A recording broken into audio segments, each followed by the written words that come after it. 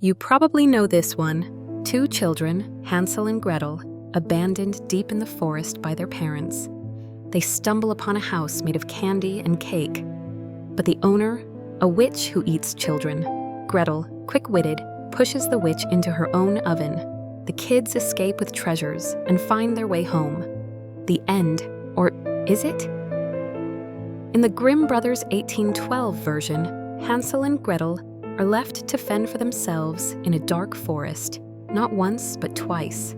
The first time, Hansel leaves a trail of white pebbles to lead them back home. The second time, he tries breadcrumbs, but the birds eat them. Lost and starving, the children find a gingerbread house in the woods. A kindly old woman invites them in, only to reveal herself as a cannibal witch. Gretel tricks her, burns her alive, and rescues her brother. It's a tale of survival, cleverness, and sibling loyalty. But what if it's more than just a fairy tale? Scholars believe that Hansel and Gretel may not be just a fantasy. It might reflect a much darker reality from centuries before the Grimms ever wrote it down. In the 14th century, Europe was devastated by two massive catastrophes, the Great Famine and the Black Death.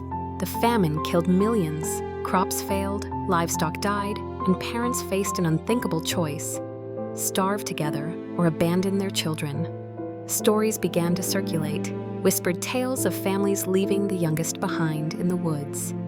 And even more terrifying, rumors of cannibalism. The gingerbread house, sweet, welcoming, and impossible, may have symbolized false hope during times of starvation. A home that feeds only to consume. The witch, not just a villain, but a personification of survival gone too far, of hunger that warps morality. Even the parents in early versions weren't just step-parents. They were often the real mother and father. Because in real history, it wasn't evil that caused abandonment, but desperation. In this light, Hansel and Gretel becomes more than a bedtime story. It's a memory of human hunger, a warning passed down through generations, hidden beneath sugar and firelight. Maybe that's why it resonates so deeply, because somewhere in the forest of our past, children really were left behind. And sometimes they never found their way home. Fairy tales aren't always fantasy.